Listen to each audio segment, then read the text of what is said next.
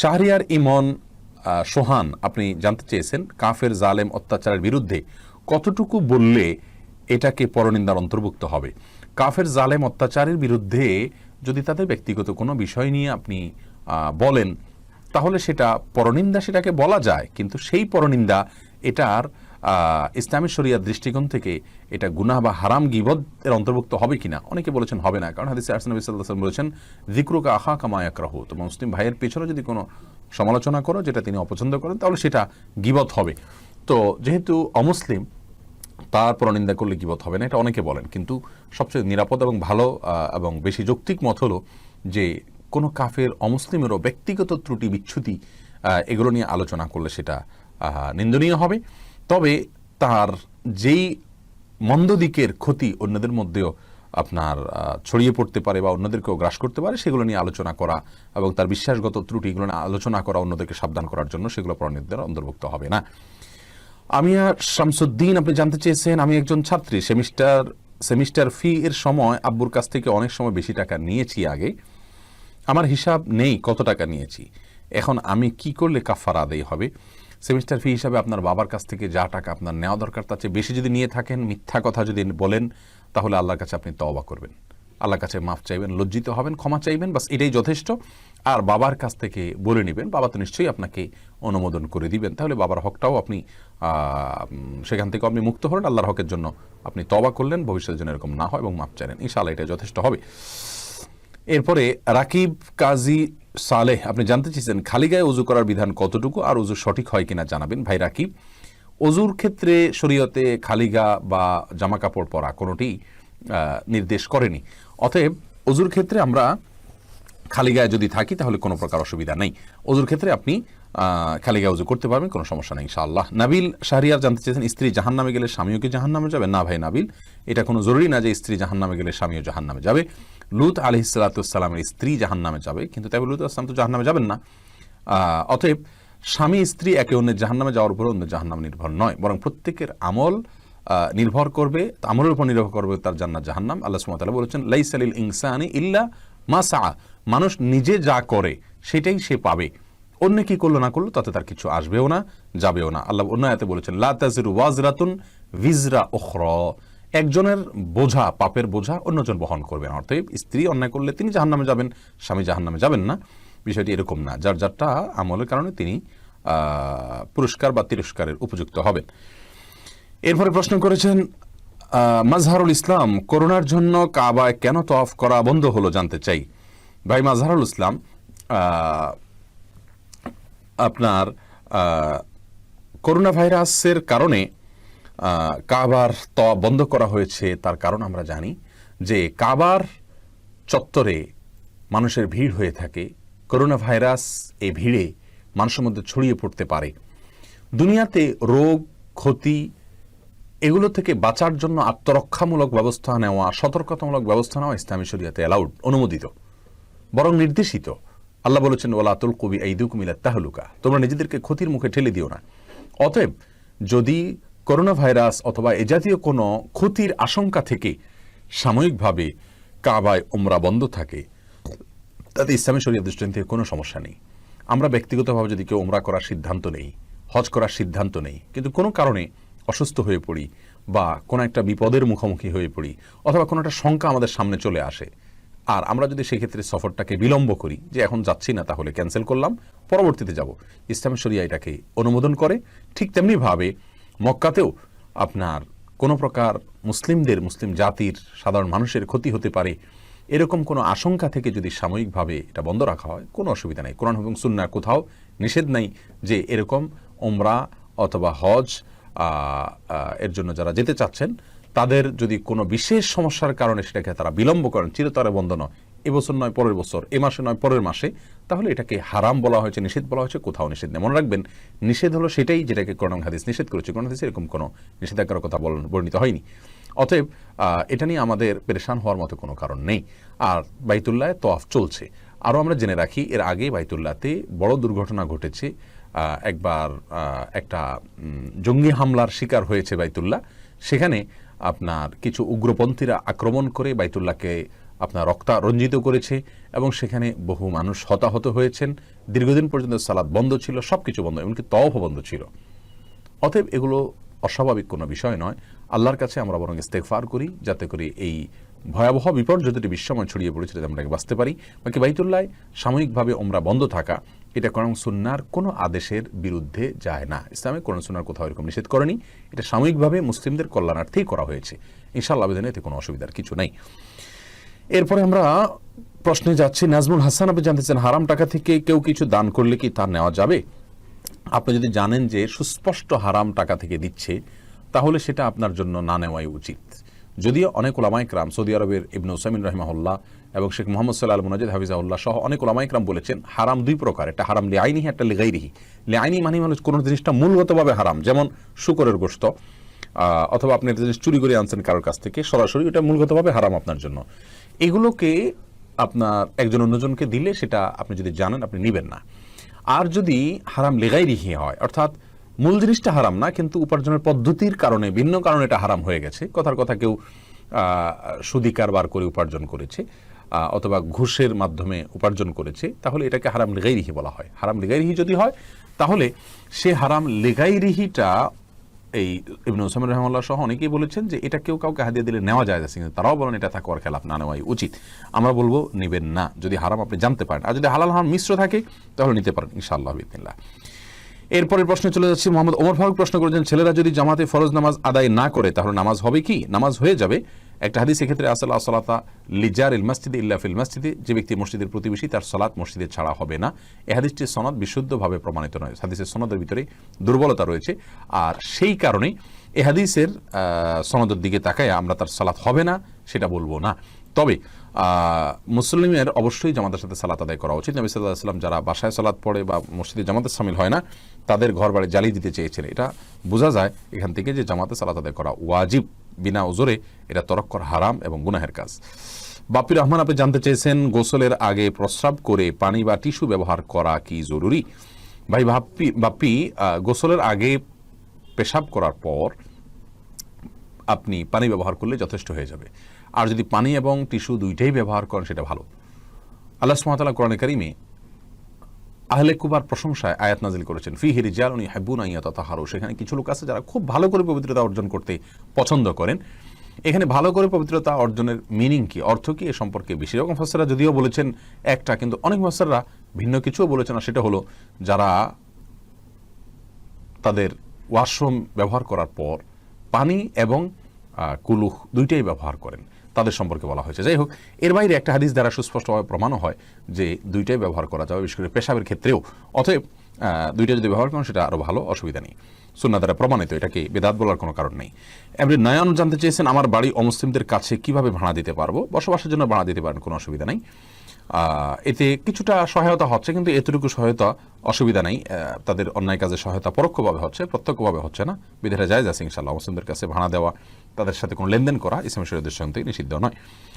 এরপরে প্রশ্ন দেখতে পাচ্ছি, বোরহান বিন হামিদ আপনি জানতে চেয়েছেন, শহীদ মিনার স্মৃতিসৌধ নির্মাণ করার শরীয়ত বিধান কি? ভাই বোরহান, শহীদ মিনার স্মৃতিসৌধ এগুলো নির্মাণ করে সেগুলোতে বিভিন্ন মনীষীদের, বিভিন্ন জাতীয় পর্যায়ে যারা অবদান রেখেছেন, জীবন বাজি রেখেছেন, তাদের প্রতি শ্রদ্ধা ভালোবাসা জ্ঞাপন করার জন্য এগুলোকে নির্মাণ করা ইসলামী শরিয়াত দৃষ্টিকোণ থেকে প্রশংসনীয় কোনো কাজ নয়। এই সমস্ত স্মৃতিসৌধ এগুলো প্রাথমিকভাবে মানুষ এখানে ফুল দেয়, এই ফুল দেওয়াটা একরকম অনর্থক কাজ। এটা সরাসরি শিরক না হলেও শিরকের সাথে সাদৃশ্যপূর্ণ। এরপরে আস্তে আস্তে একটা সময় এটা পূজার মতো পরিবেশে চলে যেতে পারে, যেটা ইসলামী শরীয়ত দৃষ্টিকোণ থেকে নিষিদ্ধ। যে সমস্ত ব্যক্তিরা জাতীয় পর্যায়ে কোনো উপকার আমাদের করেছেন, জীবন বাজি রেখেছেন, তাদের জন্য আমাদের বিভিন্ন উপায়ে তাদেরকে আমরা শ্রদ্ধা জানাতে পারি, তাদের প্রতি আমাদের ভালোবাসা জ্ঞাপন করতে পারি, কিন্তু তাই বলে এ ধরনের কোনো পদ্ধতি অবলম্বন করা অনুচিত ইসলামী শরিয়াত দৃষ্টিকোণ থেকে। লিজা রিফাত আপনি জানতে চেয়েছেন, আমি যদি 2 রাকাত নামাজ পড়ে স্বামী সন্তান ও আরও রাকাত নামাজ পড়ি তাহলে কি কোনো সমস্যা? আপনার প্রশ্নটি পরিষ্কার হয়নি। আমি যদি 2 রাকাত নামাজ পড়ে স্বামী সন্তান ও আরও 3 রাকাত নামাজ পড়ি, প্রশ্নটি পরিষ্কার হয়নি, দুঃখিত। এরপরে প্রশ্ন দেখতে পাচ্ছি নুসরাত আহমেদ বন্যা, আপনি জানতে চাইছেন বাচ্চার আকিকা দেওয়া হয়নি, তৌফিক ছিল না, এখন বয়স 14 মাস, এখন কি দেওয়া যাবে? যাবে বোন নুসরাত, আকিকা পরবর্তীতেও দেওয়া যায়।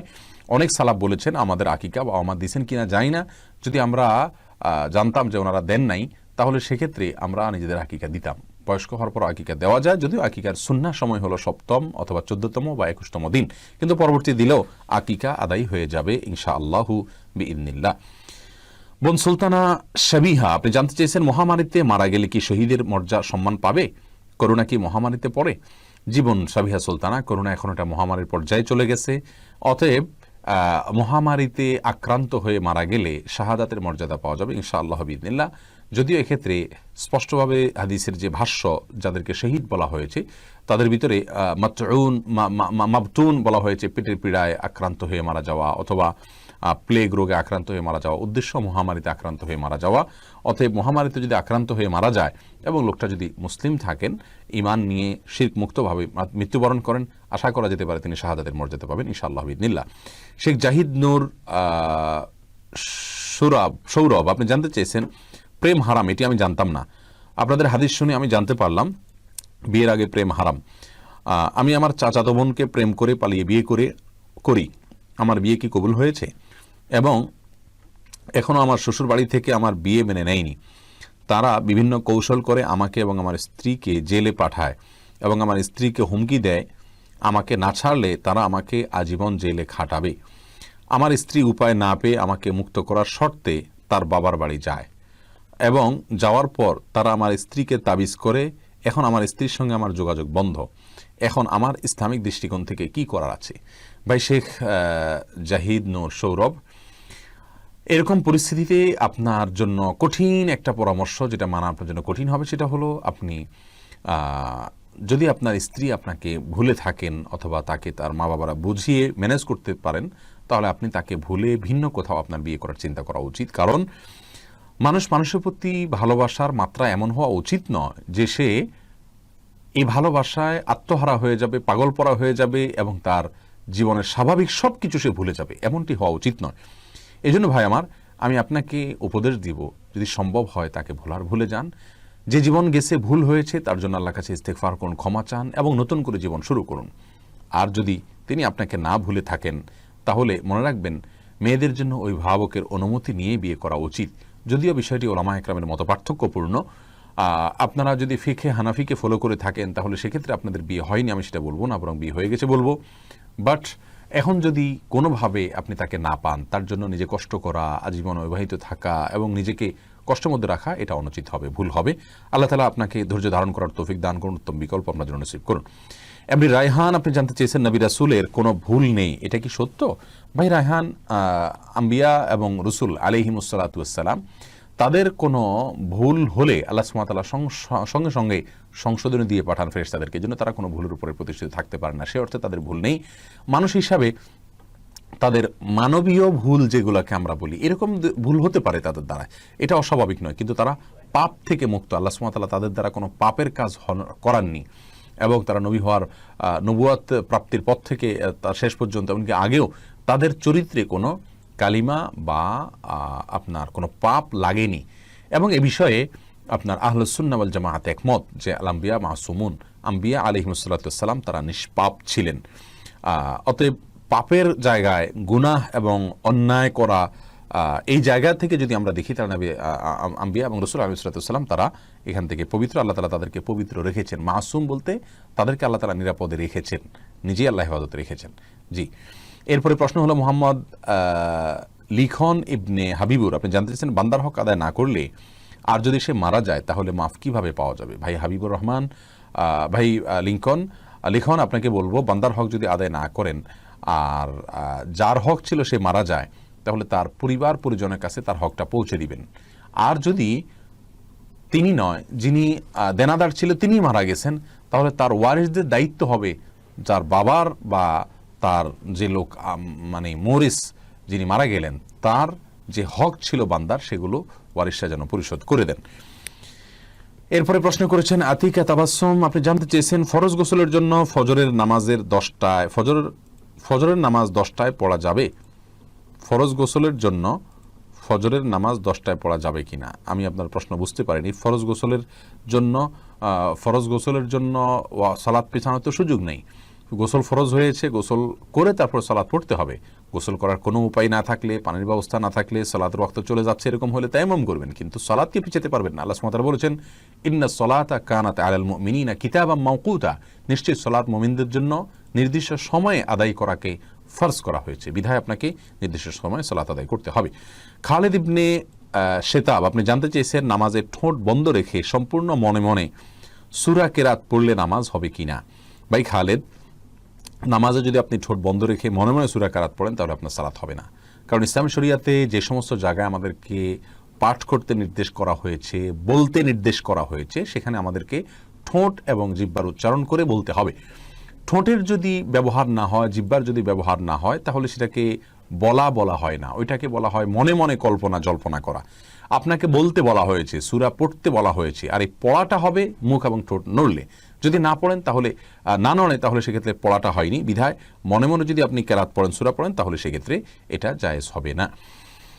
এরপরে যে প্রশ্নটি আমি দেখতে পাচ্ছি সেটা হলো মাহমুদুল হক, আপনি জানতে চেয়েছেন মাযহাব মানা ইসলামিক দৃষ্টিতে কি। ভাই মাহমুদুল হক, মাযহাব মানে হলো কোনো একজন ইসলামিক স্কলারের, কোনো একজন বড় মহান ইমামের তার চিন্তাধারা, তার মূলনীতির আলোকে কোরআন এবং সুন্নাহকে বোঝা। এটা ইসলামের দৃষ্টিকোণ থেকে কোনো নিন্দনীয় কোনো বিষয় নয়। কোনো একজন স্কলার তার ব্যাখ্যা বিশ্লেষণ আপনার কাছে যৌক্তিক মনে হয়েছে, ভালো লেগেছে, কোরআন এবং সুন্নাহকে আপনি ওনার ব্যাখ্যায় গ্রহণ করলেন, এটা দোষের কিছু নয়। ওলামায়ে কেরাম থেকে কোরআন হাদিসের ব্যাখ্যা নেওয়াটাই বরং স্বাভাবিক। আমরা যারা নিজেরা কোরআন এবং হাদিসের সবগুলো বিষয় জানি না এবং বেশিরভাগ বিষয় আমাদের অজানা, সেক্ষেত্রে আমরা কোনো একজন আলিমের ব্যাখ্যা, উনি কোরআন এবং হাদিস থেকে মাসআলা উৎকলন করে দিয়ে, মাসআলা যদি গবেষণা করে আবিষ্কার করে দিয়ে তিনি আমাদেরকে দেন, সেটা আমরা গ্রহণ করলাম, এটাকে মাযহাব নেওয়া বলে। একই বিষয়ে অন্য আলেমের অন্য ব্যাখ্যা থাকতে পারে, মত থাকতে পারে, সেটা আমি নিলাম না, আমার কাছে অন্যটা গ্রহণযোগ্য মনে সেটা নিলাম, এটাতে দোষের কিছু নাই। কিন্তু মাযহাব মানার নামে কোনো একজন ব্যক্তির অন্ধ অনুকরণ যদি আমরা করি, অর্থাৎ ব্যক্তি যাই বলুন সেটা দলিলের দিক থেকে শক্তিশালী হোক দুর্বল হোক, সর্বাবস্থায় আমরা তার কথা মানলাম, তাহলে সেটা অন্ধত্ব হবে, সেটা ইসলামী শরীয়তে জায়েজ নাই। অন্ধ অনুকরণ শুধুমাত্র আমরা আল্লাহ এবং তার রাসূল সাল্লাল্লাহু আলাইহি ওয়াসাল্লামের করব। তবে মনে রাখা উচিত, প্রচলিত যে প্রসিদ্ধ 4টি মাযহাব রয়েছে, এই মাযহাবগুলোর প্রত্যেকটাই কিন্তু কোরআন এবং হাদিসের উপরে ভিত্তি করে গড়ে উঠেছে। এগুলো ব্যাখ্যা, কোরআন হাদিসের আলোকে মাযহাবগুলো এক একটা বড় বড় ব্যাখ্যা, স্কুল অফ থট বলে যেটাকে। এটা যে সমস্ত ইমামগণ, এই সমস্ত মাযহাব এর ইমাম, পরবর্তীতে তাদের ছাত্ররা ছিলেন, তাদের মাযহাবের অনুসারীরা ছিলেন, তারা সবাই কিন্তু গবেষণা করেছেন যে তাদের ইমামের কোনো কথা কোরআন হাদিসের দলিল দিক থেকে আপনার দুর্বল কিনা, অগ্রহণযোগ্য কিনা, তাহলে তারা কিন্তু বর্জন করেছেন। আমরা যদি নির্দিষ্ট করি বলি, ইমাম আবু হানিফা রাহিমাহুল্লাহর মাযহাবের বহু মত ওনার আছে, তার ওই মতের উপরে পরবর্তীতে ওনার ছাত্ররা ফতোয়া দেননি। কেন? তাদের কাছে মনে হয়েছে দলিলের দিক থেকে তাদের উস্তাজের সেই মত এটার চাইতে অন্যটা বেশি গ্রহণযোগ্য, তখন তারা অন্যটায় গ্রহণ করেছেন। তাহলে আমরা দেখি যে মাযহাব বলতে আমরা যে কিছু ভাইরা মনে করি যে মাযহাব মানে হলো একজন ব্যক্তির অনুকরণ করা, অর্থাৎ কোরআন হাদিস একটা দিকে, মাযহাব আরেকটা দিকে, দুইটাকে বিপরীত মেরুতে দাঁড় করিয়ে প্রতিপক্ষ বানিয়ে সাংঘর্ষিক অবস্থানে রেখে আমরা বিচার করি, এটা সঠিক বিচার নয়, এটা ভুল। ইমাম আবু রহমতুল্লাহ সহ এরকম সব ইমামদের, ইমাম আহমদ ইবনে হাম্বল রাহিমাহুল্লাহ সহ সব ইমামদের, প্রত্যেক ইমামের মাযহাবে ওই ইমাম যাকে কেন্দ্র করে মাযহাবটা গড়ে উঠেছে, যার ব্যাখ্যা বিশ্লেষণ অনেক বিস্তর রয়েছে কোরআন হাদিসকে অ্যানালাইসিস করে, সেটাকে ফলো করে একটা মাযহাব গড়ে উঠেছে। তার মতের বহু মাসআলা, তার মতের বিরুদ্ধে তার মাযহাবের অনুসারীরা ফতোয়া দিয়ে থাকেন, ফতোয়া তার কথার উপরে হয় না অনেক সময়। এখান থেকে বোঝা যায় এটা আসলে ব্যক্তির অন্ধ অনুসরণ নয়। তো এরকম যদি হয় সেক্ষেত্রে মাযহাবের মধ্যে কোনো দোষের কিছু নেই। এজন্য সৌদি আরবের শেখ বিন বাজ রাহিমাহুল্লাহ সহ অনেক বড় বড় ইমামগণ নিজেদেরকে বিভিন্ন মাযহাবের দিকে সম্বন্ধ করতেন, এবং ইসলামের ইতিহাসে যে সমস্ত মনীষীদের ইলম ছাড়া আমরা কোরআন হাদিস চর্চা করে পূর্ণাঙ্গভাবে কোনো কিছু জানা প্রায় অলমোস্ট অসম্ভব, এরকম ইমামদের ম্যাক্সিমামই দেখবেন কোনো না কোনো মাযহাবের সাথে নিজেকে সম্বন্ধ করেছেন। কিন্তু মাযহাবের সাথে সম্বন্ধ করা, মাযহাবের পরিচয়ে পরিচিত হওয়া কোনো মাযহাবকে অনুসরণ করা দোষের নয়। তবে হ্যাঁ, অন্ধ অনুসরণ যদি হয়, কোনো দেশের দলিলের পরেও যদি এড়িয়ে মাযহাবকে রক্ষা করার জন্য ব্যক্তির অনুসরণকে প্রাধান্য দেওয়ার জন্য বসে থাকে, সেটা অবশ্যই নিন্দনীয় হবে এবং প্রশংসনীয় হবে না। জি, এরপরের প্রশ্ন আমরা চলে যাই। তারপরের প্রশ্ন আব্দুল কাইয়ুম বিন খালিল, আপনি জানতে চেয়েছেন জয়ীফ হাদিসের উপর কি আমল করা যাবে? ভাই আব্দুল কাইয়ুম বিন খালিল, আকীদার ক্ষেত্রে হালাল হারামের বিষয়ে জয়ীফ হাদিসের উপর আমল করার কোনো সুযোগ নেই। যদি ফজিলতের বিষয় হয়, যেটা করলে সওয়াব হবে, না করলে কোনো গুনাহ হবে না, এই টাইপের বিষয় হয়, তাহলে সেই ক্ষেত্রে হালাল এবং হারাম নয়, আকীদাগত বিষয় নয়, শুধুমাত্র করলে সওয়াব হবে, না করলে সওয়াব হবে না, এই টাইপের বিষয়, তাহলে এক্ষেত্রে জয়ীফ হাদিসের উপর আমল করা যাবে। এটাই হলো বেশিরভাগ মুহাদ্দিসদের মত এবং এটাই হলো বেশি বিশুদ্ধতম মত। তবে শর্ত হলো তার মূল বিষয়টা কোনো সহিহ বা বিশুদ্ধ হাদিসের সাথে সাংঘর্ষিক হবে না এবং তার সাথে সামঞ্জস্যপূর্ণ হবে, এবং আরও কিছু শর্ত এই ক্ষেত্রে আরোপ করা হয়েছে। এর ভিত্তিতে জয়ীফ হাদিসের উপরে আমল করা যাবে ফজিলতের ক্ষেত্রে। অবশ্য অনেক মুহাদ্দিস উলামা একরামগণ এটারও বিরোধিতা করেছেন। তারা বলেছেন জয়ীফ হাদিস হলে তার উপর আমরা আমল করবই না, ওইটাকে রাসূল আকরাম সাল্লাল্লাহু আলাইহি ওয়াসাল্লামের হাদিস বলে সম্বোধন করা ঠিক নয়। আসলে হাদিস জয়ীফ হওয়ার অর্থ হলো সেই হাদিসটা রাসূল সাল্লাল্লাহু আলাইহি ওয়াসাল্লামের হাদিস কিনা এটা নিয়ে সন্দেহ দেখা দেওয়া। এটাও আমরা নিশ্চিত বলতে পারি না যে রাসূল সাল্লাল্লাহু আলাইহি ওয়াসাল্লামের হাদিস না। তবে হ্যাঁ, তার হাদিস, এটাকে আমরা জোর গলা বলার বা এটাকে আমরা দাবি করার কোনো নৈতিক অধিকার থাকে না যদি হাদিসটা জয়ীফ হওয়াটা নিশ্চিত হয় এবং প্রমাণিত হয়। তো এই জন্য জয়ীফ হাদিসের বিপরীতে আমরা দেখি অনেক সময় ফজিলতের ক্ষেত্রেও জয়ীফ হাদিস পেশ করা হয়ে থাকে, অথচ একই বিষয় সহিহ হাদিস রয়েছে, তাহলে সেক্ষেত্রে আমরা জয়ীফ হাদিসের আশ্রয় নেওয়ার কোনো যৌক্তিকতা থাকতে পারে না। এরপরে প্রশ্ন দেখতে পাচ্ছি, নুসাইবা নাওরিন বোন, আপনি জানতে চেয়েছেন মেয়েরা কি নার্সিং করতে পারবে? বোন নুসাইবা, আজকের যুগে হাসপাতালগুলোতে যে নার্সিং হয়ে থাকে বা চিকিৎসা কেন্দ্রগুলোতে যে নার্সিং হয়ে থাকে, এখানে মেয়েরা যে অংশগ্রহণ করে সেটা আসলে খুবই বাজে একটা চিত্র এবং দৃশ্য আমরা দেখতে পাই। সেটা হলো একরকম রোগীদেরকে বিনোদন দেওয়া, তাদেরকে খুশি করা, এই উদ্দেশ্যমূলকভাবে মেয়েদেরকেই নার্সিংয়ে বেশিরভাগ ক্ষেত্রে ইউজ করা হয় এবং ছেলেদের উপস্থিতি এই জায়গাতে খুবই কম। এটা হলো রোগীদেরকে মেয়েদেরকে দিয়ে, মেয়েদের শরীর, তাদের সৌন্দর্য, তাদের লাবণ্য, এগুলো ব্যবহার করে রোগীদেরকে আনন্দ দেওয়ার একটা চেষ্টা, হয়তো তাদেরকে সুস্থ করে তোলার জন্য চেষ্টা করা হয়, যেটা ইসলামী শরীয়তের দৃষ্টিকোণ থেকে জঘন্য এবং গর্হিত। যদি কোনো মেয়েদের নার্সিং করে, মেয়েরা যদি পর্দা পুশিদার রেখে তারা যদি নার্সিং করতে পারেন, তাহলে ইসলামী শরীয়তের দৃষ্টিকোণ থেকে এখানে নিষিদ্ধের কোনো কিছু নাই। কিন্তু যে দৃশ্যটা আমাদের সমাজে আমরা দেখতে পাই সেটা কিন্তু খুব ভালো কোনো দৃশ্য নয়, বরং সেটা আমরা দেখতে পাই যে খুব বাজে একটা দৃশ্য, এবং এটা একরকম মেয়েদেরকে সেখানে পণ্য হিসাবে ব্যবহার করা হয়ে থাকে, আল্লাহ মাফ করুন। এজন্য সাধারণভাবে না করা উচিত। তবে হ্যাঁ, শর্ত মেনে পর্দার সাথে তিনি যদি করতে পারেন সেটা ভিন্ন কথা। রানা সিদ্দিক জানতে চেয়েছেন বাজারে ড্রেসিং করা মুরগি খাওয়া যাবে কিনা? ভাই রানা, বাজারে ড্রেসিং করা মুরগি খাওয়া যাবে, তবে না খাইলে ভালো, ঝামেলা মুক্ত। অনেক ওলামা একরাম নিষেধ করেন। এই জন্য তারা বলেন যে পানিতে চুবানো হয় ড্রেসিং করার জন্য, সেই পানিটাতে যখন চুবানো হয় নাড়ি বুড়ি যদি ভিতরে থাকে, তাহলে সিদ্ধ গরম পানিতে ওটা চুবানো হলে ওই নাপাক যেগুলো নাড়ি বুড়িতে আছে, পায়খানা ইত্যাদি, সেগুলো গোশতের সাথে মিশে যেতে পারে, এই জন্য নিষেধ করেন। আসলে এত অল্প সময়ের জন্য যে চুবানো হয় কয়েক সেকেন্ডের জন্য, এত অল্প সময়ের মধ্যে ওই নাপাকি এটা গোশত পর্যন্ত পৌঁছায় না, যার কারণে গোশতের মধ্যে কোনো দুর্গন্ধ আমরা দেখি না, স্বাদটাও নাপাকের আসে না, কোনো আলামতও আসে না, যার কারণে এটাকে আমরা হারাম মনে করি না। তারপরেও যেহেতু আমাদের ইখতিলাফ আছে, মতপার্থক্য আছে, যদি এটা অ্যাভয়েড করা যায়, বিকল্প পন্থা করা যায়, সেটা বেশি ভালো। অর্থাৎ নাড়িবুড়ি ফেলে দিয়ে তারপরে ফ্রেশ পানিতে চুবাই ড্রেসিং করলেন, তাহলে কোনো সমস্যা নেই। গুলশানা আশা, আপনি জানতে চেয়েছেন নবী সাল্লাল্লাহু আলাইহি সাল্লামকে মৃত বলা কি গুনাহ? বোন গুলশান, রাসূল করিম সাল্লাল্লাহু আলাইহি সাল্লামকে মৃত বলা এটা গুনাহ নয়। আল্লাহ সুবহানাহু ওয়া তাআলা নিজেই বলেছেন ইন্নাকা মাইয়িতুন ওয়া ইন্নাহুম মাইয়িতুন। ইন্নাকা মাইয়িত এর অর্থ হলো হে রাসূল, নিশ্চয়ই আপনি মাইয়িত। মাইয়িত মানে কি? মৃত বা মরণশীল। তো নবী সাল্লাল্লাহু আলাইহি সাল্লামকে আল্লাহ সুবহানাহু ওয়া তাআলা যদি মরণশীল বলতে পারেন, মাইয়িত বলতে পারেন, তো আমরা মৃত বলতে অসুবিধা কোথায়? হ্যাঁ, আম্বিয়া আলাইহিমুস সালাতু ওয়াস সালাম তারা আলমে বারজাখে বিশেষ হায়াত উপভোগ করেন, যেটা একেবারে আমাদের মতো স্বাভাবিক জীবন যাপন করা বা স্বাভাবিক জীবন আপনার কি বলে স্বাভাবিকভাবে আমরা যে জীবন যাপন করি দুনিয়াতে, সেরকম জীবন যাপন না, একটা বিশেষ হায়াত তারা উপভোগ করেন। সেই অর্থে আপনার বলা যেতে পারে তারা একটা বিশেষ হায়াত ভোগ করছেন, কিন্তু মৃত বলা যাবে না, ব্যাপারটি সেরকম না। আল্লাহ নিজেই বলেছেন, তাহলে কেন আপনি বলতে পারবেন না? আর তাছাড়া তারা মৃত্যুবরণ করেছেন, অতএব তাদেরকে মৃত্যুবরণ না করলে আমরা কবরের নিচে কেন রেখে দিলাম? এরপরে প্রশ্ন হলো ফারুক তিতাস, আপনি জানতেছেন মাসনুন দোয়া আয়াতুল কুরসি, তিনকুল ইত্যাদি পাঠ করলে আউযুবিল্লাহি বিসমিল্লাহ না পড়লে গুনাহ হবে কিনা? ভাই ফারুক, মাসনুন দোয়ার শুরুতে আউযুবিল্লাহি বিসমিল্লাহ পড়ার দরকার নেই, কারণ দোয়াগুলোই হলো আল্লাহর জিকির। সরাসরি আউযুবিল্লাহি বিসমিল্লাহ বলার উদ্দেশ্য আল্লাহর জিকির করা। তাছাড়া কোরআন হাদিসে কোথাও আমাদেরকে দোয়াগুলোর আগে বিসমিল্লাহ পড়ার কথা বলা হয়নি, আউযুবিল্লাহর কথা বলা হয়নি। আল্লাহ সুবহানাহু ওয়া তাআলা এরকম নির্দেশ করেন, রাসূল সাল্লাল্লাহু আলাইহি ওয়াসাল্লাম করেননি। কোরআনের ব্যাপারে শুধু বলা হয়েছে, আল্লাহ সুবহানাহু ওয়া তাআলা বলেছেন ওয়া ইযা ইযা ক্রাআতাল কুরআন ফাস্তাইজ বিল্লাহি মিনাশ শাইতানির রাজিম, যখন কোরআন পড়বে তখন আউযু বিল্লাহি মিনাশ শাইতানির রাজিম পড়ে নেবে। আর নবী সাল্লাল্লাহু আলাইহি সাল্লাম প্রত্যেকটা সূরার আগে বিসমিল্লাহ পড়েছেন, সেই হিসাবে আমরা সূরার আগে যখন পড়বো তখন বিসমিল্লাহ পড়বো, আর তেলাওয়াত যখন শুরু করব প্রথমে তখন আউযু বিল্লাহ পড়বো, এবং সূরা শুরু হলে বিসমিল্লাহও পড়বো। আর যদি সূরা শুরু না হয় মাঝখানে হয় তাহলে শুধু আউযু বিল্লাহ পড়বো, যেহেতু শুধু আউযু বিল্লাহ করার নির্দেশ করা হয়েছে। কিন্তু জিকির আজকার শুরুতে আউযু বিল্লাহি মিনাশ পড়ার কথা বলা হয়নি, দুরূদের শুরুতে বলা হয়নি, বিধায় আমরা সেগুলো পড়বো না। আর সকাল সন্ধ্যার আজকার যেগুলো পড়বো সেগুলো যখন শুরুতে পড়বো আয়াতুল কুরসি অথবা তিনকুল, তখন অবশ্যই আমরা আউযু বিল্লাহি বিসমিল্লাহ নিয়ম অনুযায়ী সেখানেও পড়বো, কারণ এগুলো কোরআনের আয়াত, যদিও জিকির হিসাবে পড়া হচ্ছে।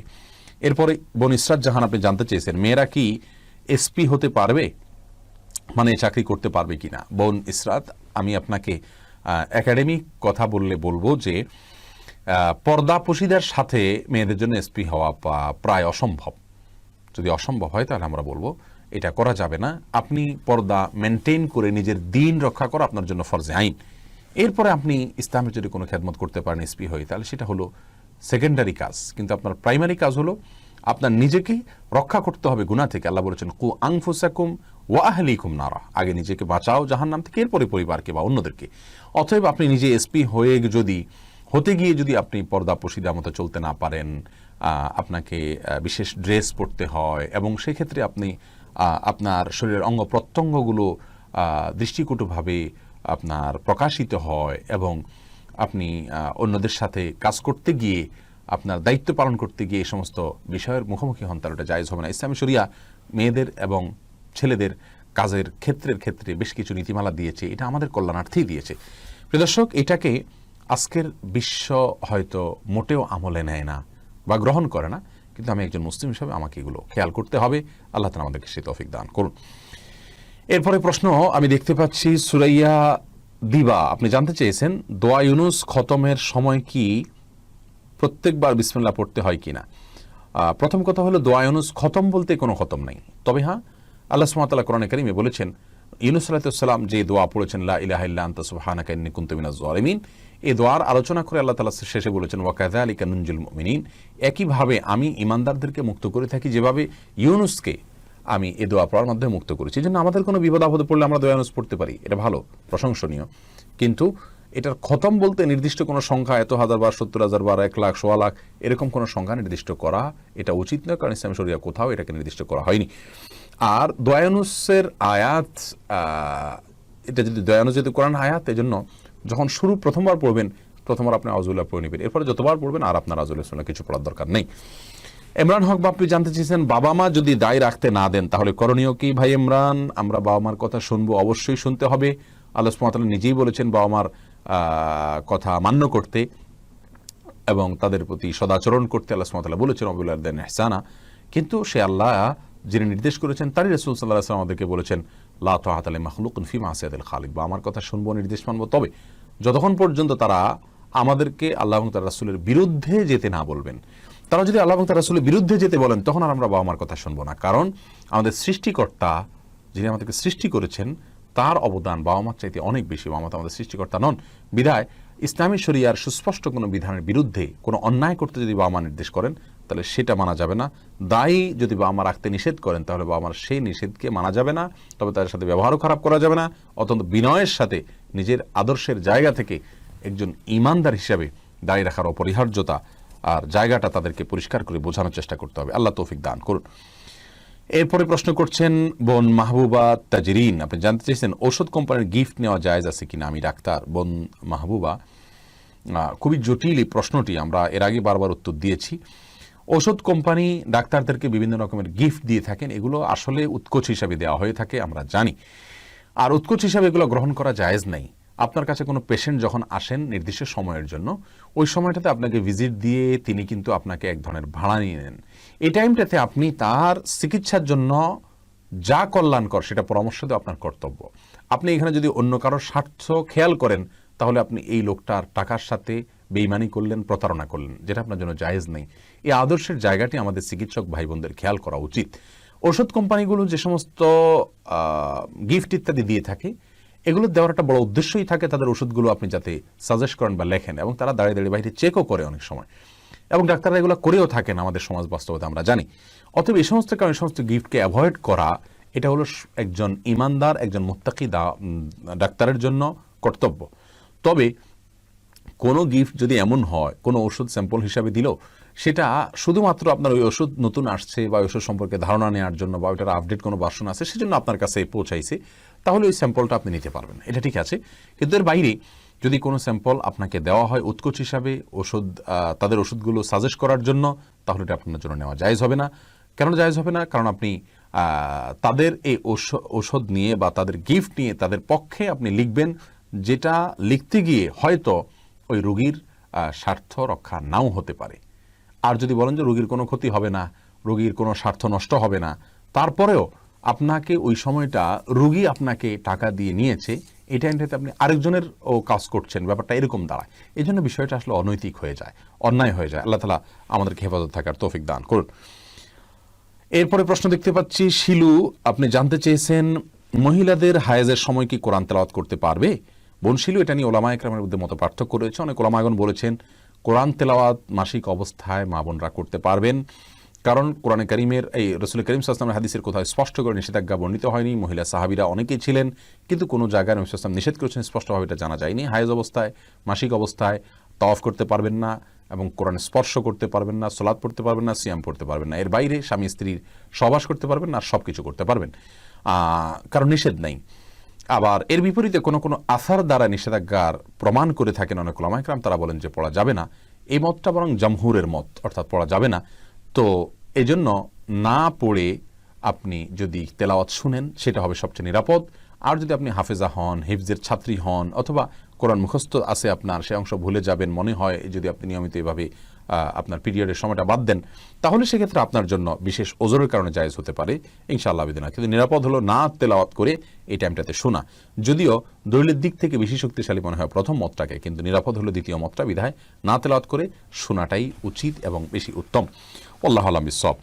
এরপরে প্রশ্ন করেছেন পল্লব ইসলাম, আপনি জানতে চেয়েছেন মুআবিয়া রাদিয়াল্লাহু তাআলা সম্পর্কে শিয়ারা খারাপ কথাবার্তা বলে, তাছাড়া নাস্তিকরা হযরত আলী রাদিয়াল্লাহু তাআলা এবং মুআবিয়া রাদিয়াল্লাহু তাআলার যুদ্ধ নিয়ে নানা রকম মিথ্যাচার করে, এ সম্পর্কে কিছু বলেন।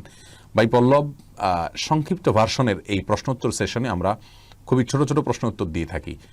এটা একটা ইতিহাস নির্ভর বিষয়, অনেক লম্বা চড়া ইতিহাসের আলোচনা পর্যালোচনা করা এই প্রশ্ন উত্তর দেওয়ার সাথে আপনার সংশ্লিষ্ট, বিধায় আমরা এই প্রশ্নের বিস্তারিত উত্তর দিতে পারবো না। তবে এটুকু বলবো, মুআবিয়া রাদিয়াল্লাহু তাআলা আনহুকে শিয়ারা যে বাজে কথা বলেন, এই কারণেই তারা গোমরাহ এবং পথভ্রষ্ট। আল্লাহ নবী সাল্লাল্লাহু আলাইহি সাল্লামের সাহাবীদের প্রতি সুধারণা রাখা আমাদের কর্তব্য। তিনি বলেছেন লা তাসুব্বু আসহাবি, আমার সাহাবীদের সমালোচনা করবে না, গালমন্দ করবে না। তাদের ব্যাপারে আমাদের বিশ্বাস হলো সাহাবীরা ফেরেশতা ছিলেন না, তারা মানুষ ছিলেন, তাদের দোষ ত্রুটি হয়েছে, ভুল হয়েছে। আল্লাহ সুবহানাহু ওয়া তাআলা সেই ভুলকে ক্ষমা করেছেন। আল্লাহ বলেছেন রাদিয়াল্লাহু আনহুম ওয়া রাদু আন, আল্লাহ তাআলা তাদের প্রতি সন্তুষ্ট হয়ে গেছেন এবং তাদেরকে আল্লাহ সুবহানাহু ওয়া তাআলা কোরআনে বিভিন্ন রকম সার্টিফিকেট দিয়েছেন, সনদ দিয়েছেন।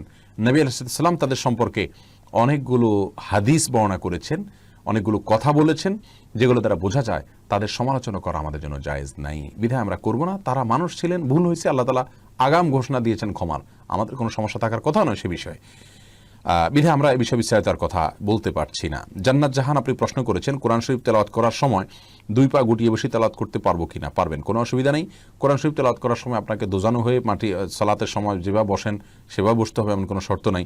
আপনি ইচ্ছা করলে আসন দিয়ে বসতে পারেন বা অন্য কোনোভাবেও বসতে পারেন, অসুবিধা নাই। কোরআনের প্রতি অসম্মান প্রদর্শন না হয় এরকম কিছু হলেই চলবে ইচ্ছাকৃতভাবে, কিন্তু আপনি আরাম করে বসাতে কোনো সমস্যা নাই, কোরআন হাদিসে কোথাও নিষেধ করা হয়নি। ভাই মোহাম্মদ আকরাম প্রশ্ন করেছেন, আমার ছেলে 10 মাস বয়স, আরব আমিরাতে জন্ম হওয়ার কারণে আকিকা দেশে দেব নিয়ত করেছিলাম, এখন দেশে গিয়ে আকিকা দিলে কি জায়েজ হবে? হ্যাঁ, দেওয়া যেতে পারে ভাই আকরাম। সন্তান জন্মগ্রহণ করলে যেখানে জন্ম করবে ওখানেই দিতে হবে এমন কোনো কথা নেই, অন্য জায়গায় যদি তার আকিকা দিয়ে দেওয়া হয় হয়ে যাবে ইনশাআল্লাহ। জহিরুল ইসলাম জানতে চেয়েছেন গীবতের গুনাহ থেকে মুক্তির উপায় কি? ভাই জহিরুল ইসলাম, গীবতের গুনাহ থেকে মুক্তির উপায় হলো যার গীবত করেছেন তার জন্য আল্লাহর কাছে মাফ চাইবেন, ইস্তেগফার করবেন, আল্লাহ আমার ভাইকে মাফ করুন, তার প্রতি রহম করুন, এভাবে তার কাছ থেকে মাফ চাইবেন। আর যদি ওই লোকের কাছে যদি বলতে পারেন যে ভাই আপনার গীবত হয়েছে, কখনো মাফ করে দিয়েন, এবং বলাতে তিনি যদি নাখোশ না হন, এই কারণে আরও উল্টা আপনার তার সাথে তার দুঃসম্পর্ক তৈরি না হওয়ার সম্ভাবনা থাকে, তাহলে সেক্ষেত্রে আপনি তার কাছ থেকে মাফ চেয়ে নিতে পারেন, সেটা আরও নিরাপদ এবং ভালো। এরপরে প্রশ্ন হলো কালিমউদ্দিন, আপনি জানতে চেয়েছেন একই গুনাহ বারবার হয়ে গেলে করণীয় কি? ভাই কালিমউদ্দিন, একই গুনাহ বারবার হয়ে গেলে আপনি কি করবেন? একই হাত যদি আপনার বারবার কাটা যায় আপনি কি করবেন? বারবার ব্যান্ডেজ করবেন। একইভাবে একই গুনাহ বারবার হলে বারবার তওবা করবেন। মনে রাখবেন আল্লাহ সুবহানাহু ওয়া তাআলার গুণবাচক নাম তাওয়াব। তাওয়াব শব্দের অর্থ আর তায়েব শব্দের অর্থ এক না। তায়েব তো যিনি তওবা করছেন তিনি, তাওয়াব বলা হয় যিনি তওবা বারবার কবুল করেন, বারবার তো বান্দার তওবা কবুল করেন, তাকে তাওয়াব বলা হয়। এই জন্য যতবার অপরাধ হবে, গুনাহ হবে, ততবার আমাদের আল্লাহর দিকে ধাবিত হইতে হবে এবং তওবা করে আল্লাহর কাছ থেকে মাপ চেয়ে নিতে হবে। আল্লাহ তাআলা আমাদের সেই তৌফিক দান করুন। এরপরে প্রশ্ন করেছেন শাহিন BM, আপনি প্রশ্ন করেছেন হুজুর টি শার্ট পরে কি নামাজ পড়া যাবে? ভাই শাহিন, টি শার্ট পরে আপনি সালাত আদায় করতে পারেন। তো মনে রাখবেন, সালাত আদায়ের ক্ষেত্রে মৌলিক নির্দেশনা আল্লাহ সুবহানাহু ওয়া তাআলা বলেছেন, ইয়া আইয়ুহাল্লাযীনা আমানু খুযু যিনাতাকুম ইনদা কুল্লি মাসজিদ। হে ঈমানদারেরা, প্রত্যেক সালাতের সময় তোমরা সুন্দর ভাবে সালাত আদায় করবে, সুন্দর পোশাক পরবে বা সুন্দর পোশাক পরবে। তো এই জন্য এমন কোনো পোশাক পরা উচিত নয় সালাতের সময় যে পোশাক পরে আপনি সম্ভ্রান্ত কোনো জায়গায় যাবেন না, মান্যগণ্য কোনো ব্যক্তির কাছে যাবেন না, সেরকম কোনো পোশাক পরা উচিত নয়। অতএব আপনি চেষ্টা করবেন যে পোশাক পরলে আপনাকে খারাপ দেখা না যায়, দৃষ্টিকটু দেখা না যায়, ভিন্ন ব্যতিক্রম মনে না হয়, এবং আপনি এটা পরে ভালো কোনো জায়গায় যেতে ইতস্তবোধ করেন না, সেরকম পোশাক পরে সালাত আদায় করবেন। এমডি টুটুল হক, আপনি জানতে চেয়েছেন ইন্না লিল্লাহ কোন সময় বলতে হয়, দয়া করে আলোচনা করলে ভালো হয়। ভাই টুটুল, ইন্না লিল্লাহ পড়ার ক্ষেত্রে ইসলামী শরিয়ার দৃষ্টিকোণ হলো, আল্লাহ সুবহানাহু ওয়া তাআলা কোরআনে কারিমে বলেছেন, ওয়াল্লাযীনা ইযা আসাবাতহুম মুসিবা ক্বালু ইন্না লিল্লাহি ওয়া ইন্না ইলাইহি রাজিউন। অর্থাৎ নেককার ভালো মানুষদের একটা বড় আলামতের জায়গা হলো যে তারা কোনো মুসিবতে পড়লে বলে ইন্না লিল্লাহি ওয়া ইন্না ইলাইহি রাজিউন। অতএব আয়াত থেকে বোঝা গেল যে ইন্না লিল্লাহি ওয়া ইন্না ইলাইহি রাজিউন, এটা আমাদের বিপদে আমরা পড়ব, যখন মুসিবত হবে, কোনো সমস্যা দেখা দিবে আল্লাহ না করুন, ওই সময়টাতে আমরা ইন্না লিল্লাহি ওয়া ইন্না ইলাইহি রাজিউন পড়ব। ইন্না লিল্লাহি ওয়া ইন্না ইলাইহি রাজিউন আমাদের দেশে সাধারণত মানুষ মারা গেলে আমরা পড়ি।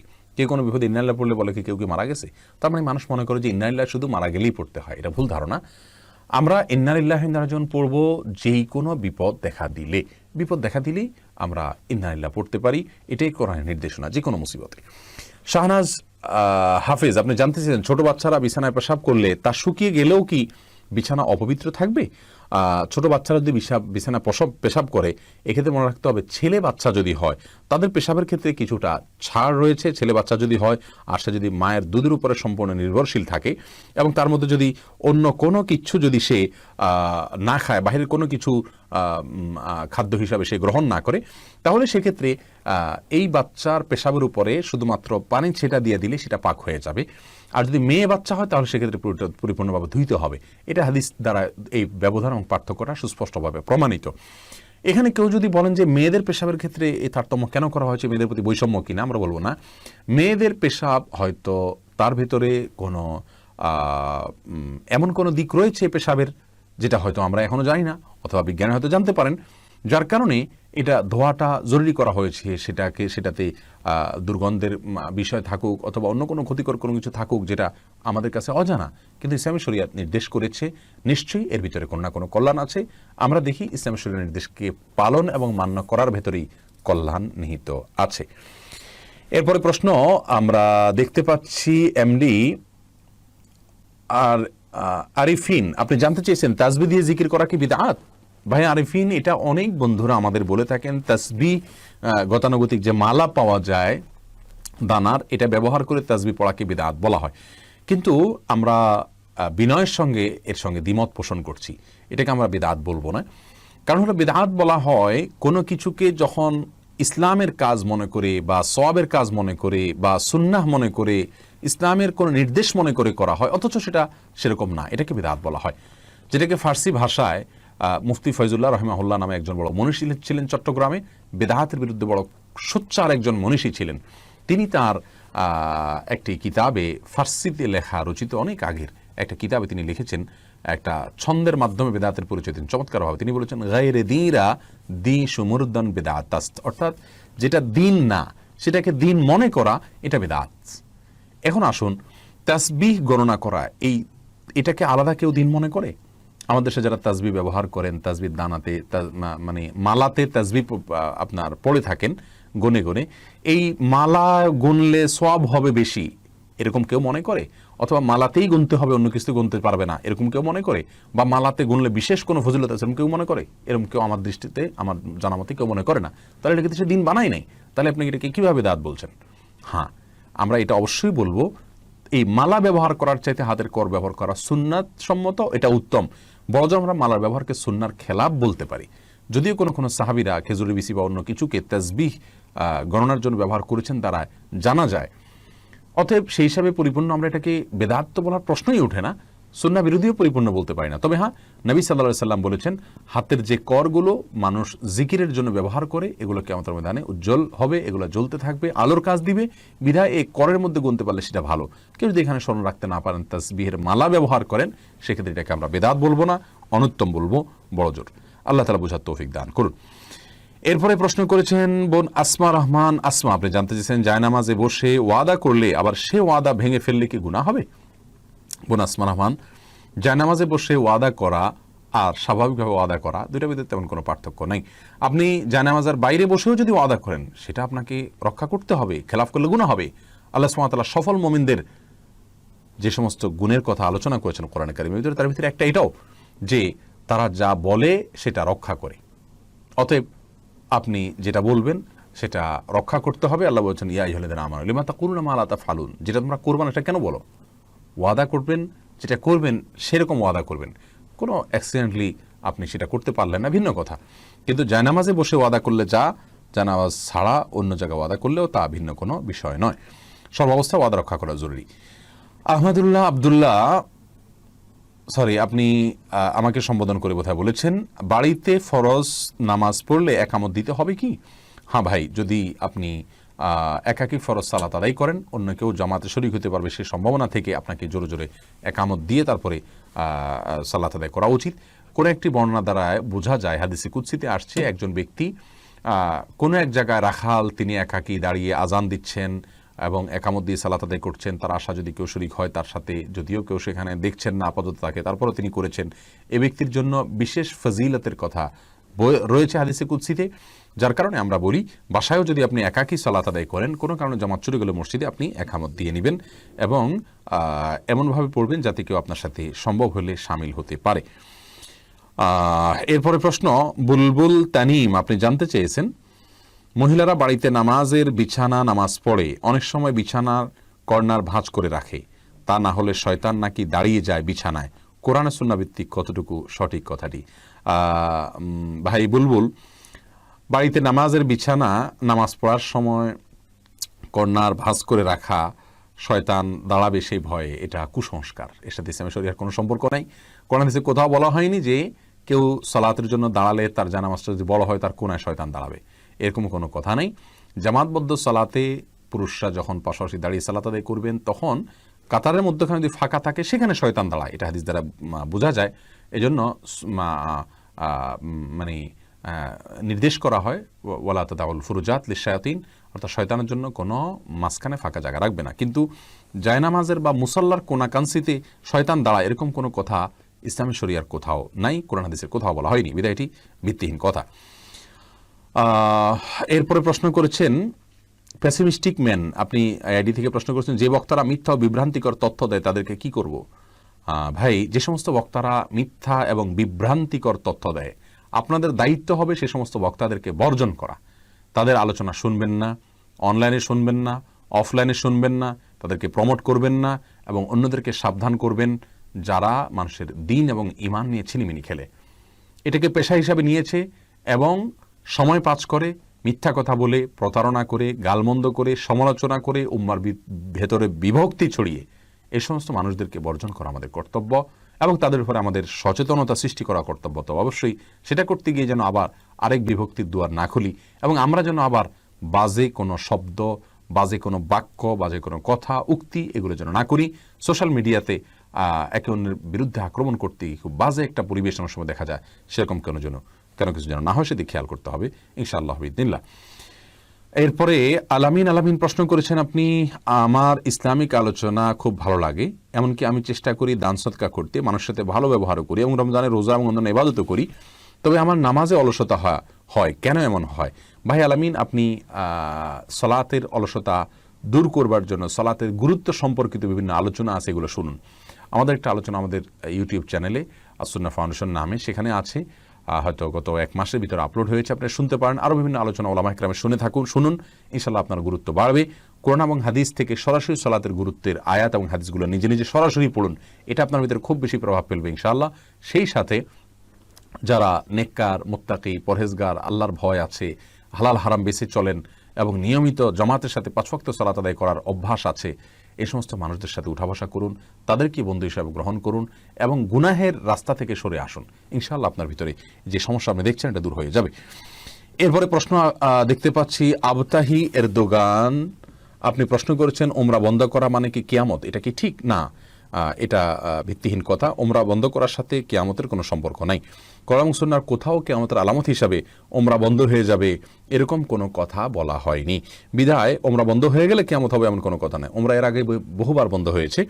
আপনার ইয়ের সময় আপনার বন্যার কারণে ওমরা বন্ধ হয়েছে, এমনটি যেমন ঘটেছে আমরা দেখেছি, তেমনিভাবে ওমরা আমরা দেখেছি যে একবার একটা বিদ্রোহের ঘটনা ঘটেছে, সেখানে অনেক মানুষ হতাহত হয়েছে, এই সময় ওমরা বন্ধ হয়েছিল, সেটা আরও বহু আগের ঘটনা। বিধায় ওমরা বন্ধ হলে কিয়ামত এর আলামত এটা কোন হাদিসের কোথাও বলা হয়নি, এরকম কথা আমরা ছড়াবো না। আর তাছাড়া ওমরা তো সাময়িকভাবে বন্ধ, বিধায় সাময়িকভাবে বন্ধ হতেই পারে, এটা আমাদের ক্ষতি থেকে বাঁচাবার জন্যই এটা করা হয়েছে, কোনো অসুবিধা ইসলামের শরীয়তের দৃষ্টিকোণ থেকে নাই। কোরআন সুন্নাহর কোথাও এভাবে কোনো নিষেধাজ্ঞা আসেনি। ভালো এবং মন্দ তো কোরআন সুন্নাহ বলবে। কোরআন সুন্নাহ যেহেতু এটাকে মন্দ হিসাবে কোথাও আখ্যায়িত করেছে বলে কোনো প্রমাণ নাই, তখন আমরা কিসের ভিত্তিতে ধারণা প্রসূত মন্তব্য করি এটা মন্দ হিসাবে। এরপরে মোহাম্মদ এনামুল হাসান প্রশ্ন করেছেন জার্মান ন্যাশনাল ফুটবল টিমের জার্সি পরে সালাত হবে কি না। এখানে লোগো হিসাবে ইগল টাইপ ছবি আছে কিন্তু বোঝা যায় না, শুধু চোখের দাগ আছে। যদি ছবি স্পষ্ট কোনো প্রাণীর ছবি না থাকে, শুধু একটা চোখ থাকে, তাহলে সেক্ষেত্রে সালাত হয়ে যাবে। কিন্তু এই সমস্ত জার্সি পরে সালাত আদায় করা মুমিনের জন্য অনুচিত। এটা মুমিনের কোয়ালিটিফুল সালাত হয় না। প্রিয় দর্শক, আমরা খাবার খাওয়ার সময় ভালো খাবারটা খাওয়ার চেষ্টা করি, কেউ আমরা খারাপ খাবার জেনে শুনে খাই না। সালাত আদায় করতে গেলে আমরা কেন সেটা করব? আল্লাহ সুবহানাহু ওয়া তাআলা বলেছেন ইয়া আইয়ুহাল্লাযীনা আমানু খুযু যিনাতাকুম ইনদা কুল্লি সালাত, প্রত্যেক সালাতের সময় সুন্দর পোশাক পরো। আপনি এই পোশাক পরে ওখানে যাচ্ছেন, সেখানে কার মার্কেটিং করছেন? ইহুদি খ্রিস্টানদের বিরোধিতা করতে বলা হয়েছে। আপনি নিজে দোয়ায় পড়ছেন সালাতের মধ্যে গায়রিল মাগদুবি আলাইহিম ওয়ালাদ-দাল্লিন, ইহুদি খ্রিস্টানদের পথে যেন না চলি আল্লাহ, আর আপনি গায়ে জার্সি পরে আছেন, ইহুদি খ্রিস্টানদের ব্র্যান্ডিং করছেন, তাদের মার্কেটিং করছেন, তাদের প্রচার করছেন, এবং তাদের এই জার্সি গায়ে পরা তাদের প্রতি ভালোবাসার প্রকাশ। অতএব এগুলো কোনো অবস্থাতে একজন মুসলমানের সঙ্গে যায় না। আদর্শিক জায়গা থেকে আমরা আজ দেউলিয়া হয়ে গেছি, এটা তার প্রমাণ। তবে হ্যাঁ, সালাত হয়ে যাবে যদি সুস্পষ্ট কোনো প্রাণীর ছবি সেখানে না থাকে। এরপরে প্রশ্ন হলো মাহমুদুল হাসান নাহিদ, আপনি প্রশ্ন করেছেন রাস্তা পারাপারের নির্দিষ্ট কোনো দোয়া আছে কি, থাকলে কি? ভাই হাসান, রাস্তা পারাপারের জন্য সুনির্দিষ্ট কোনো দোয়া নেই। তবে রাস্তা পারাপারের সময় এবং রাস্তা চলাচলের সময় রাসূল করিম সাল্লাল্লাহু আলাইহি ওয়াসাল্লাম অনেকগুলো সুন্নাহ আছে। তার মধ্যে একটা হলো সালাম দেওয়া, কষ্টদায়ক কোনো কিছু পড়ে থাকলে সেটা সরিয়ে দেওয়া, এবং রাস্তায় না বসা, না দাঁড়ানো, মানুষের ক্ষতি না করা। রাস্তা পার হওয়ার সময় যদি আপনি ফুট ওভার ব্রিজ থাকে সেটা ব্যবহার না করে নিচ দিয়ে পার হন, তাহলে অন্যের ক্ষতি করলেন আপনি। রাস্তায় বসলে যেরকম ক্ষতি হয়, আপনি রাস্তা দিয়ে হাঁটতে গিয়ে চলন্ত গাড়ি ডিস্টার্ব হন, সেটাও এক ধরনের ক্ষতি। এই জন্য এভাবে রাস্তা পার হওয়া নিষেধ।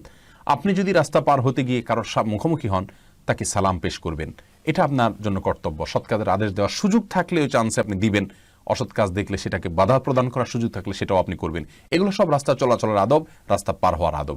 বিশেষ কোনো নির্দিষ্ট দোয়ার জন্য নির্ধারণ করা হয়নি কোরআন সুন্নাহর কোথাও। আল্লাহু আ'লাম বিস-সাওয়াব। এরপরের প্রশ্ন দেখতে পাচ্ছি বোন ফাতেমা, আপনি করেছেন বিয়ের সময় উকিল বানায়, উকিল ছাড়া নাকি বিয়ে হয় না। আর যারা উকিল নিয়ে বিয়ে করেছেন এখন তাদের কি করা উচিত? বিয়েটা কি হয়েছে? আর বাবাও বলে ডাকে, এ বিষয়ে ইসলামের বিধান কি? দেখুন বোন ফাতেমা, বিষয়ে আমরা বারবার বলেছি, ইসলামী শরিয়াতে বিবাহের জন্য উকিল টুকিলের কোনো কিছু দরকার নেই। এগুলো আমাদের দেশীয় কালচার, এর সাথে ইসলামের কোনো সম্পর্ক নাই।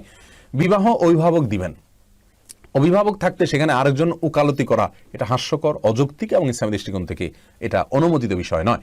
আবার সেই ব্যক্তিকে বাবা, উকিল বাবা হিসাবে সম্বোধন করে এটা আরেকটা গর্হিত কাজ। আল্লাহ বলেছেন যে উদউহুম লিআবাইহিম, জন্মদাতা বাবাদেরকে বাবা বলে তোমরা পরিচয় দাও, অন্য কাউকে বাবা বলে পরিচয় দিও না, অন্য কারোর নামে ডেকো না, নিজেদেরকে সম্বন্ধ করো না। অতএব তাদেরকে বাবা বলা এটা আরেকটা গর্হিত কাজ।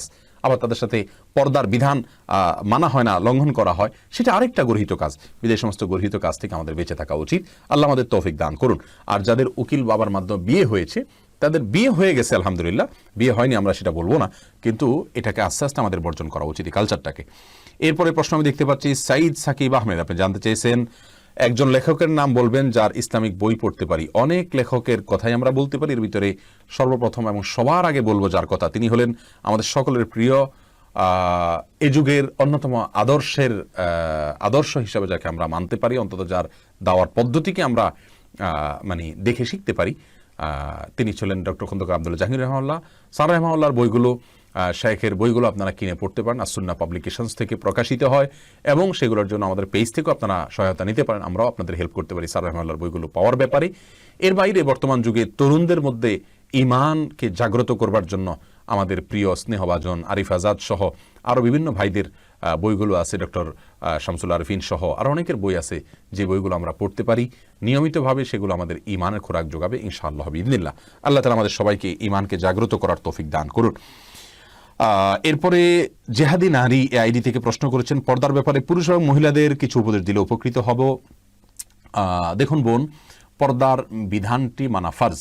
আজকের পৃথিবীতে যে বিপর্যয় আমরা দেখতে পাচ্ছি, এই বিপর্যয়ের পেছনে একটা বড় কারণ এটাও হওয়ার সম্ভাবনা খুব বেশি যে আমরা পর্দার বিধানকে লঙ্ঘন করে চলেছি এবং অবলীলায় সেটাকে লঙ্ঘন করে চলেছি। মনে রাখবেন, জেনা ব্যভিচার যখন ব্যাপকভাবে বিস্তার করে তখন পৃথিবীতে এরকম ভয়াবহ বিপর্যয় এবং মহামারী এগুলো দেখা দেয়, হাদিস দ্বারা সেটা প্রমাণিত। তো অতএব পর্দার বিধানের দিকে আমাদের ফিরে আসা উচিত, অন্তত এই মহামারী দেখার পরেও হলেও আমাদের ফিরে আসা উচিত, এবং পুরুষদের জন্য মেয়েদের দিকে তাকানো বন্ধ করা আগে উচিত, এবং সেই সাথে মেয়েরাও পর্দার সাথে চলা উচিত। তাদেরকে দেখে অন্যরা বাজে চিন্তা করার জন্য সুযোগ না পায়, সেইভাবে চলা তাদের নৈতিক দায়িত্ব, এটা তাদের দায়িত্ববোধের জায়গা থেকে করা উচিত। আচ্ছা, ছাড়া ইসলাম শরীয়তের দৃষ্টিকোণ থেকে এটা তাদের জন্য জরুরি এবং কর্তব্য। এরপরে প্রশ্ন মোহাম্মদ আদনান ইলাহি করেছেন, পুরুষের টাকনুর নিচে প্যান্ট পরা নিষেধ, কিন্তু হাই নেক বুট জুতার ক্ষেত্রে বিধান কি? জুতা পরা যাবে, কোনো অসুবিধা নেই।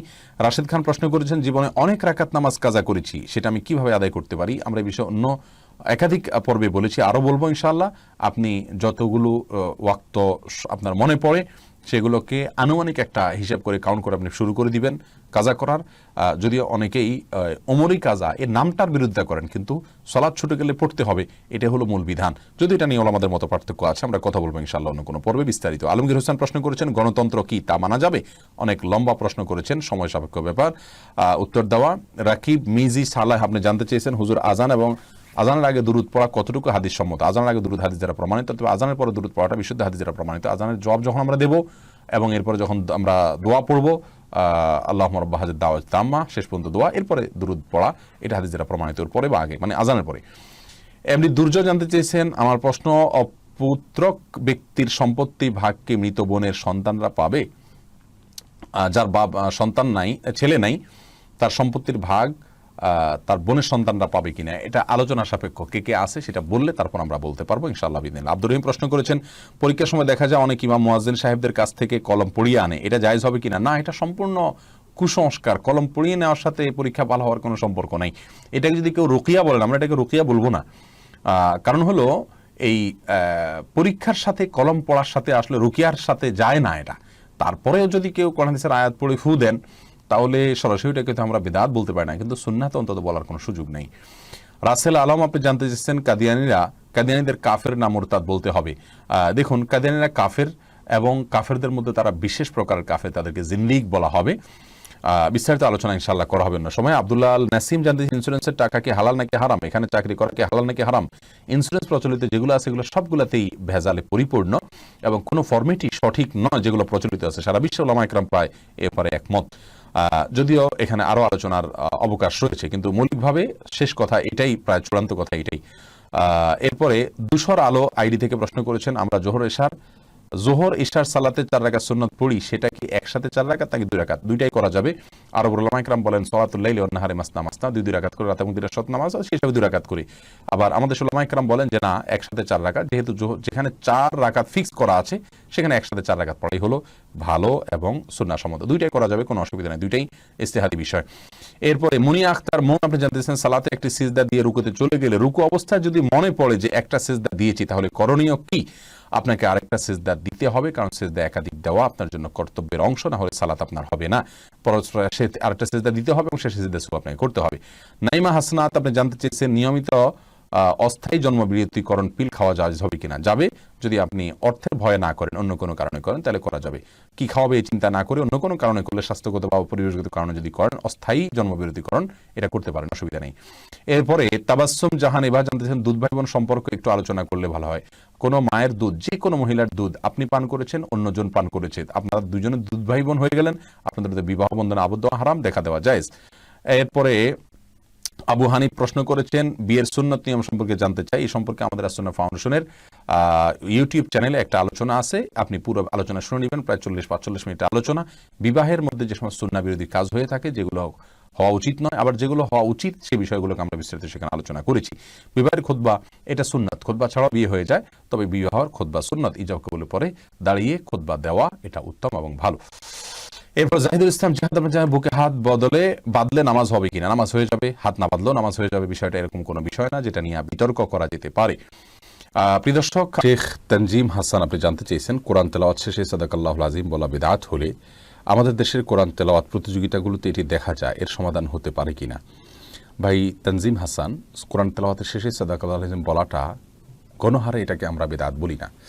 কারণ কোরআনে কারীম তেলাওয়াতের শেষে কেউ যদি আল্লাহ সুবহানাহু ওয়া তাআলার প্রতি বিশ্বাসের জায়গা থেকে, ঈমানের জায়গা থেকে আল্লাহ যা বলেছেন সেটাকে বিশ্বাস করে তিনি যদি নিজের ভেতর থেকে প্রকাশ করেন যে আমার রব যা বলেছেন তা সত্য বলেছেন, অর্থাৎ আল্লাহ তাআলা সত্যায়ন করে এরকম কোনো কিছু বলেন মাঝে মধ্যে, তাহলে সেক্ষেত্রে এটি বিদআত হবে না। আর তাছাড়া কেউ যদি এটাকে সুন্নাহ মনে না করেন অথবা এটাকে কোরআন তেলাওয়াতের জন্য অপরিহার্য মনে না করেন, তাহলে সেক্ষেত্রে এটি বিদআত হবে না। তবে কেউ যদি কোরআন তেলাওয়াতের সুন্নাহ মনে করেন, এটাকে কোরআন তেলাওয়াতের অংশ মনে করেন অথবা কোরআন তেলাওয়াতের জন্য অপরিহার্য কাজ মনে করেন, তাহলে তো অবশ্যই এটি বিদআত হবে। কারণ কোরআন এবং হাদিসের কোথাও তেলাওয়াত শেষে এরকম সাদাকাল্লাহুল আযীম অথবা এই জাতীয় কোনো কিছু বলার কথা বলা হয়নি। তেলাওয়াত শেষ আমরা রেখে দিব, এটাই হলো স্বাভাবিক। আর এর বাইরে মাঝে মধ্যে আমরা আমাদের মনের থেকে আল্লাহ সুবহানাহু ওয়া তাআলার প্রতি আমাদের আস্থার কথা যদি জানান দিয়ে আমরা সাদাকাল্লাহুল আযীম পড়ি, তাহলে সেক্ষেত্রে এটা বিদআত হবে না। তবে হ্যাঁ, আমাদের দেশের মানুষ এটাকে সিস্টেম বানিয়ে নিয়েছে, কোরআন তেলাওয়াত শেষে আমরা সাদাকাল্লাহুল আযীম বলতেই হয়, এটা একটা অঘোষিত নিয়মে পরিণত হয়েছে। সেজন্য ধারণাটা ক্লিয়ার করা দরকার এবং খুব বেশি থেকে বেশি এটার প্রচার হওয়া দরকার যে এটি কোনো কোরআন তেলাওয়াতের জন্য অপরিহার্য কোনো কিছু নয়, সুন্নাহ নয়, কোরআন হাদিস নির্দেশিত কোনো কিছু নয়। এরপরে প্রশ্ন করেছেন ফারজানা হুসাইন, সাজদায়ে সাহু এর নিয়ম কি? বোন ফারজানা, সিজদায়ে সাহু নিয়ে বিস্তারিত আলোচনা রয়েছে।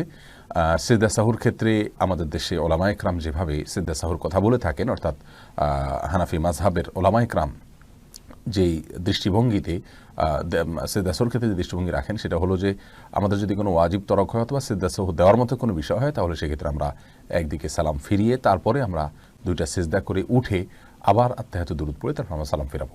আর এর বাইরে এরাবেন স্কলাররা আরও একটি পদ্ধতির কথা বলেন, আর সেটি হলো যে সরাসরি সিজদায় গিয়ে উঠে তারপর আমরা দুদিক সালাম ফেরাবো, দ্বিতীয়বার আত্তাহিয়াতু আর পড়বো না। এবং বিশেষ কিছু ভুলের ক্ষেত্রে প্রথম প্রকার, আর দ্বিতীয় প্রকার অন্য ভুলের ক্ষেত্রে বলার কথা অনেক ওলামায়ে কেরাম বলে থাকেন। বিস্তারিত আলোচনা করার সুযোগ নাই, আমরা ইনশাআল্লাহ ভিন্ন কোনো ক্লিপে নিয়ে কথা বলবো। এমনি শরীফুদ্দিন জানতে চেয়েছেন যতবার কালিমা পড়া হয় ততবার কি ঈমান নবায়ন হয়? ভাই শরীফুদ্দিন, আসলে কালিমা পড়ার সাথে ঈমান নবায়নের সম্পর্ক নাই। ঈমান নবায়ন হলো আপনি আপনার ভেতর থেকে আল্লাহ সুবহানাহু ওয়া তাআলার প্রতি আস্থা, ভালোবাসা, আল্লাহ সুবহানাহু ওয়া তাআলার প্রতি ভরসা, আপনি ভেতর থেকে আল্লাহ সুবহানাহু ওয়া তাআলার তাওহীদ বা একত্ববাদের বিষয়ে আপনি স্বীকারোক্তি দিচ্ছেন কিনা, সেই মানসিকতা নিয়ে যদি আপনি কালিমা পড়েন, তাহলে অবশ্যই সেটা ঈমানের নবায়ন হবে ইনশাআল্লাহ বিইذনিল্লাহ। এরপর নিউ কাটার এই আইডি থেকে প্রশ্ন করা হচ্ছে, স্বামী মারা গেলে মেয়েদের সাদা শাড়ি পরা কি জায়েজ? মেয়েদের স্বামী মারা গেলে সাদা শাড়ি আর কালো শাড়ি এরকম কোনো কিছু পরার ক্ষেত্রে ইসলামী শরিয়াত কোনো নির্দেশনা দেয় না। ইসলামী শরিয়া বলে কোনো স্ত্রী লোক তার স্বামী যদি মারা যান, তাহলে 4 মাস 10 দিন পর্যন্ত তিনি শোক পালন করবেন। আর শোক পালনের অংশ হিসাবে তিনি খুব বেশি সাজসজ্জা করবেন না, গহনাগাতি ইত্যাদি ব্যবহার করবেন না, স্বাভাবিকভাবে চলবেন। সাদাই পড়তে হবে এরকম কোনো কথা নেই। সচরাচর তিনি বেড়াতে গেলে বা কোনো অনুষ্ঠানে গেলে, কোনো মেহমান অতিথি আসলে তখন যে পোশাকগুলো পরেন এরকম কোনো পোশাক পরবেন না। বাস এটাই হলো সবচাইতে গুরুত্বপূর্ণ বিষয়। কিন্তু এর বাইরে তাকে বিশেষ কোনো কালারের কাপড় পরতে হবে, সাদা পরতে হবে, এমন কোনো বাধ্যবাধকতা ইসলামী শরীয়তে নেই। এরপরে প্রশ্ন করেছেন মঞ্জুরা পারভিন আপনি প্রশ্ন করেছেন রুকু থেকে সোজা হয়ে দাঁড়িয়ে রব্বানা আলাকাল হামদ বলবো নাকি রব্বানা ওয়ালাকাল হামদ বলবো। বোন, দুইটাই বিশুদ্ধ হাদিস দ্বারা প্রমাণিত, বরং কোনো কোনো বর্ণায় আল্লাহুম্মা রব্বানা আলাকাল হামদ, আল্লাহুম্মা রব্বানা ওয়ালাকাল হামদ এরকমও আছে, যার কারণে আপনি যে কোনোটা পড়েন তাতে আপনার সালাত আদায় হয়ে যাবে, সুন্নাহ আদায় হয়ে যাবে, যেহেতু সবগুলোই হাদিস দ্বারা প্রমাণিত। আর কাসরাতুল মাবানি তাদুল্লু আলা কাসরাতুল মাআনি, এই মূলনীতির আলোকে আপনি রব্বানা ওয়ালাকাল হামদ যদি পড়েন অথবা আল্লাহুম্মা রব্বানা ওয়ালাকাল হামদ যদি পড়েন তাহলে সেটা বেশি ভালো। এমডি জাফর ইকবাল আরিফ আপনি জানতে চেয়েছেন স্বপ্নে নিজের সন্তানকে কোরবানি করতে দেখলে তার ব্যাখ্যা কি, জানালে উপকৃত হব। ভাই জাফর ইকবাল, নিজের সন্তানকে কোরবানি করতে দেখলে তার নির্দিষ্ট ব্যাখ্যা কি আমি বলতে পারবো না, কারণ আমি স্বপ্ন ব্যাখ্যা বিশেষজ্ঞ নই। স্বপ্নের ব্যাখ্যা বোঝেন এমন ওলামায়ে কেরামের সংখ্যা খুবই নগণ্য, হাতে গোনা। আপনি এরকম কোনো আলেমের শরণাপন্ন হলে আপনার এটা সবচেয়ে ভালো হবে। তবে কোরবানির স্বপ্ন ইব্রাহিম আলাইহিস সালাম দেখেছিলেন সন্তানকে, আল্লাহ সুবহানাহু ওয়া তাআলা এটা তার পরীক্ষা নিয়েছিলেন। নবীদের সে স্বপ্ন আর আমাদের স্বপ্ন কখনো এক নয়। এটাও হতে পারে যে আল্লাহ সুবহানাহু ওয়া তাআলা আপনাকে আপনার সন্তানকে আল্লাহর রাহে দেওয়ার জন্য, আল্লাহর পথে তাকে পরিচালিত করবার জন্য আল্লাহ সুবহানাহু ওয়া তাআলা আপনাকে উদ্বুদ্ধ করছেন, নির্দেশনা দিচ্ছেন। আল্লাহু আ'লাম বিসওয়াব। সবুজ ভূঁইয়া আপনি জানতে চেয়েছেন আমি যদি নামাজ পড়ার সময় শুধু ফাতিহা পড়ে রুকুতে চলে গিয়ে মনে পড়ে তাহলে কি করব।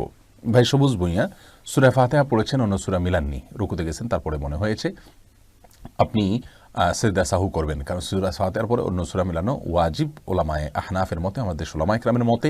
আর এই মতটা দলিলের দিক থেকে বেশি শক্তিশালী এবং সমৃদ্ধ। যদিও আরাবিয়ান স্কলারদের মধ্যে সৌদি আরবের ওলামায়ে কেরাম এবং হাম্বলি ফিকহ ফলো করেন ওলামায়ে কেরামের অনেকেই বলেন যে সূরা মিলানো অথবা সূরা ফাতিহা পরবর্তী যে কেরাতের অংশ সেটা ওয়াজিব নয়, সেটা আবশ্যক নয়। আমরা দলিলের আলোচনায় বিস্তারিত গেলাম না, শুধু এটুকু বললাম যে আপনার ওয়াজিব হওয়ার মতটাকে অগ্রাধিকার দিয়ে আপনি সিজদা সাহু করবেন, এটাই আপনার জন্য অধিক নিরাপদ। এরপরে প্রশ্ন করেছেন এমডি মেহেদি হাসান সজল, আপনি জানতে চেয়েছেন অনেক মানুষ জামাতে নামাজ পড়ার সময় ইমামের সালাম শেষ হওয়ার আগে নামাজ ছেড়ে দেয়, অর্থাৎ পেছনে তাকায় বা নামাজ থেকে উঠে যায়, এক্ষেত্রে নামাজ কি ভেঙে যাবে? ভাই মেহেদি হাসান, জামাতে নামাজ পড়ার পর ইমাম সালাম শেষ হওয়ার আগে ছেড়ে দেওয়া অথবা আপনার ইমাম সালাম ফিরান শেষ করার আগে কারোর এক দু রাকাত ছুটে গেলে তারপর দাঁড়িয়ে যাওয়া অথবা তাকিয়ে ফেলা, এটা ভয়াবহ রকমের একটি অপরাধ। এটাতে একে তো ইমামের অনুসরণ করা হয় না, ইমামের অনুসরণ করা এটা জরুরি এবং আবশ্যক একটা বিষয়।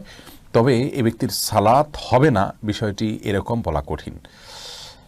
শেখ অন্তর আপনি জানতে চেয়েছেন নামাজের মধ্যে ইমামের পিছনে মুক্তাদির রুকু সিজদায় তাকবীর পাঠ করা কতটুকু গুরুত্বপূর্ণ।